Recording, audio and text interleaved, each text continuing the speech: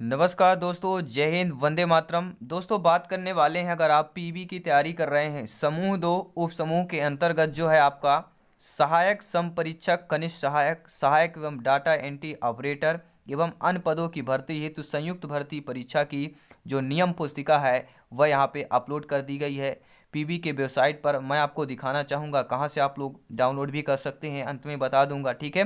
PB के website में जाएंगे और परीक्षा शुल्क क्या है, सारी चीज़ें आपको सीधी भर्ती हेतु संविदा के लिए अगर आप पीबी की तैयारी कर रहे हैं तो ये नोटिफिकेशन ये बहुत ही ज़रूरी है दोस्तों।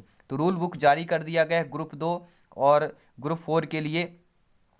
आइए देख लेते हैं परीक्षा शुल्क कितना रखा गया है। 500 रुपये आपके अनारक्षित रखा गया है। और आवेदन, ऑनलाइन आवेदन भरने की प्रारंभ को 1 दिसंबर से आपकी स्टार्ट हो जाएगी और ऑनलाइन आवेदन पत्र भरने की अंतिम तारीख आपकी 15 दिसंबर, यानी 1 दिसंबर से लेके 15 तारीख तक आपका फॉर्म अप्लाई का डेट रहेगा। और संशोधन जो तिथि है वह 1/12/2020 तक रहेगी, ठीक है। और कितने आवेदन पत्र में संशोधन करने की अंतिम तिथि जो है आपके 20/12 तक रहेगी, यानी 5 दिन आपको रहेगा, ठीक है। 15 तारीख तक फॉर्म भरेंगे, इसके बाद 5 दिन आपको एक्स्ट्रा रहेगा। जो कुछ भी आप, ठीक है, फॉल्स हो जाता है, गलतियां हो जाती है, उसको आप सुधार कर सकते हैं, संशोधन उसमें कर सकते हैं, ठीक है।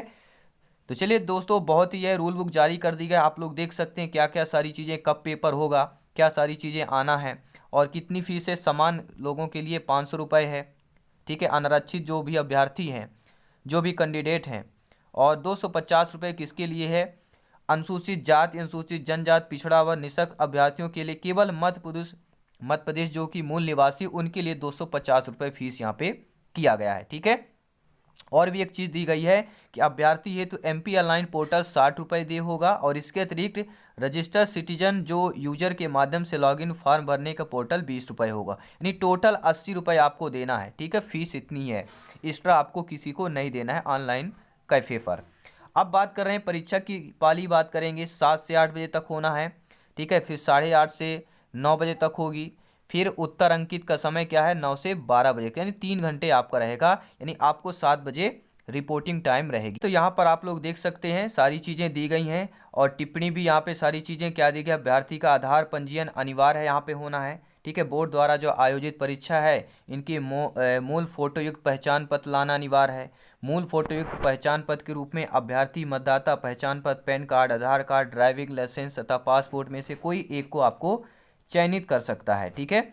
और अभ्यर्थी को नियम पुस्तिका में निश्चित मूल परिचय के पत्र अतिरिक्त अपना आधार कार्ड, ई आधार कार्ड की छाया प्रति, आधार नंबर या आधार वीआईडी की जानकारी लाना यहाँ पे अनिवार्य है।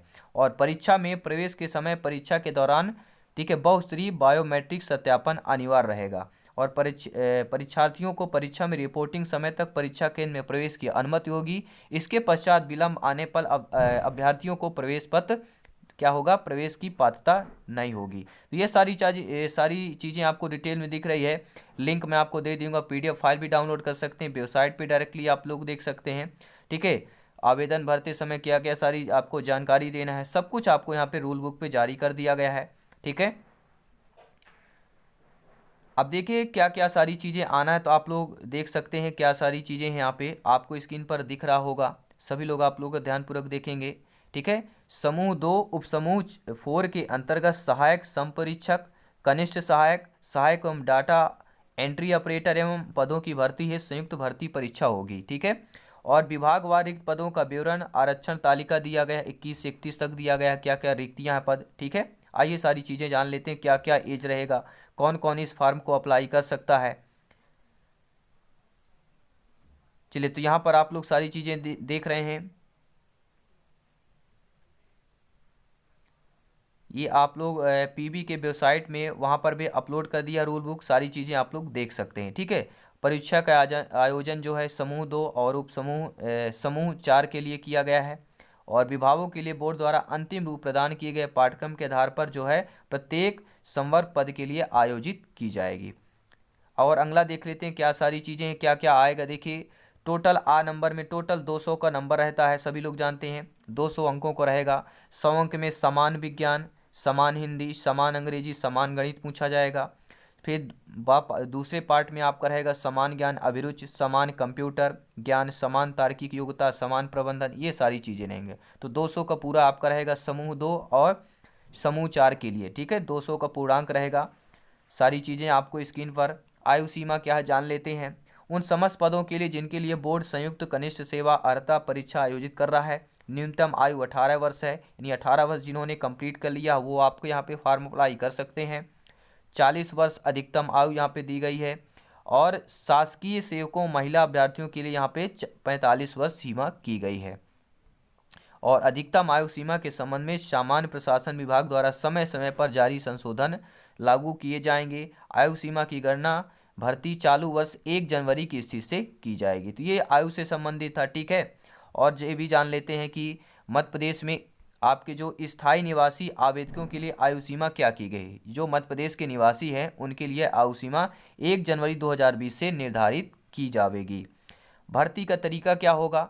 खुली प्रतियोगिता में सीधी भर्ती किए जाने वाले पदों के लिए होगा, ठीक है। 18 से 40 वर्ष आयु सीमा है। और छूट वाले जो है 18 से 45 वर्ष, यानी 5 वर्ष की छूट दी गई है। किनको छूट दी गई आप लोग यहाँ पे स्क्रीन पर देख सकते हैं, ठीक है। तो ये सारी चीज़ें जानकारी थी और ये सारी चीज़ें आप लोग देख सकते हैं। आपने एज कितने डाल सकते हैं, 18 से 40 तक। सभी मेरे मित्र, सभी कैंडिडेट जो पीबी संविदा की तैयारी कर रहे हैं उनके लिए दोस्तों बहुत ही मौका है आपके लिए कि तैयारी करें और फॉर्म अप्लाई करें और गवर्नमेंट जॉब मिल जाए, यही सबसे बेहतर है दोस्तों। और ऐसे ही इन्फॉर्मेशन पाने के लिए हमारे चैनल को सब्सक्राइब कर लेंगे सभी मेरे प्यारे मित्र, ठीक है दोस्तों। यहाँ पे आप लोग देख सकते हैं कि मध्य प्रदेश लोक सेवा से अनुसूचित जनजाति एवं पिछड़ा वर्गों के लिए आरक्षण अधिनियम 1994 क्रमांक 21 सन 1994 के उपबंधों एवं मध्य प्रदेश के राजपत्र 530 दिनांक 24 दिसंबर 2019 के अनुसार अभ्यर्थियों के लिए निम्नलिखित लंबवत वर्टिकल आरक्षण भी लागू कर दिया गया। अनुसूचित जनजाति के लिए 20% आरक्षण है, अनुसूचित जनजाति के 16% है, पिछड़ा वर्ग के लिए 27% है, जो ये आपके, ठीक है, 27% है। ओबीसी के लिए ये सभी लोग नोट कर लेंगे, इस पर लागू होगा 27% आरक्षण। और आर्थिक रूप से जो कमजोर वर्ग है उनके लिए 10% यहाँ पे क्या होगा, आरक्षण दिया जाएगा। तो ये सारी जानकारी थी दोस्तों। आप लोगों को कैसे लगा नीचे कमेंट बॉक्स में जरूर बताएंगे, ठीक है। और ये सारी चीज़ें देखिए, दृष्टिबाधित और कम वृद्ध वाले के लिए उनका यहाँ पे छूट दी गई, सारी चीज़ें सब कुछ आपको यहाँ पे रूल बुक जारी कर दिया गया है। अच्छे तरीके से देखें। और फॉर्म अप्लाई आपको पता है 1 दिसंबर से चालू हो रहे हैं, 15 दिसंबर तक होना है। तो चलिए, ये जानकारी आप लोगों को कैसी लगी दोस्तों, नीचे कमेंट बॉक्स में ज़रूर बताएं क्या सारी चीज़ें आपको ये इन्फॉर्मेशन कैसी लगी, ठीक है। और ये सारी आपको वैकेंसी भी मैं आपको बता देता हूँ, विभागवार जो रिक्त पद है विवरण, ये सारी चीज़ें आप यहाँ पे देख सकते हैं, ठीक है। विभागवार क्या सारी चीज़ें, Madhya Pradesh civil supply corporation limited Bhopal में किसके किसके लिए कितने पद हैं। सहायक के लिए देख लिए आप लोग देख सकते हैं कुल 50 पद हैं सहायक के लिए। कनिष्ठ सहायक के लिए 100 पद हैं। स्टेनो टाइपिस्ट आपके जो हिंदी टाइपिस्ट के लिए 6 पद हैं यहाँ पे। स्टेनो अंग्रेजी के लिए 1 ही पद है यहाँ पे। और टाइपिस्ट हिंदी के लिए 3 पद है। सहायक संपरीक्षक के लिए यहाँ पे 28 पद हैं। और यहाँ पे देखे जाएँ अगर सहायक संपरीक्षक संविदा कर्मियों की 20% जो छूट दी गई, यहाँ पे 7 आपकी वैकेंसी है। और डाटा एंट्री ऑपरेटर के लिए 33 दी गई है। आयुक्त आदिवासी विकास भोपाल के लिए, शासकीय दंत चिकित्सा महाविद्यालय इंदौर में के लिए, ठीक है। यहाँ पे सारी चीज़ तो सब कुछ डिटेल आपको यहाँ पे मिल जाएगा। सारी चीज़ें कौन किस में आपको आवेदन करना है आप लोग कर सकते हैं। इसके पहले रूल बुक ज़रूर देखें क्या सारी चीज़ें हैं। और यहाँ पे देख सकते हैं कि कुल 50 पद हैं। अगर हम सीधी भर्ती की बात करें पोस्ट कोड में तो यहाँ पे टोटल 50 पद हैं। कौन कौन से हैं, जनरल की बात करेंगे 8 ओपन है, 5 महिला है, ठीक है। नील के लिए, भूतपूर्व के लिए 1 है, टोटल 14 वैकेंसी है। EWS में देखेंगे टोटल 5 वैकेंसी है। SC में देखेंगे 5 वैकेंसी है। ST में देखेंगे 10 वैकेंसी है। OBC में 16 वैकेंसी है। 9 ओपन है, 5 महिला है और 2 ओपन भूतपूर्व सैनिक के लिए किया गया है। तो ये डिटेल दोस्तों कैसी लगी नीचे कमेंट बॉक्स में ज़रूर बताएं। और इसके बेहतर तैयारी के लिए हमारे चैनल को ज़रूर सब्सक्राइब करें।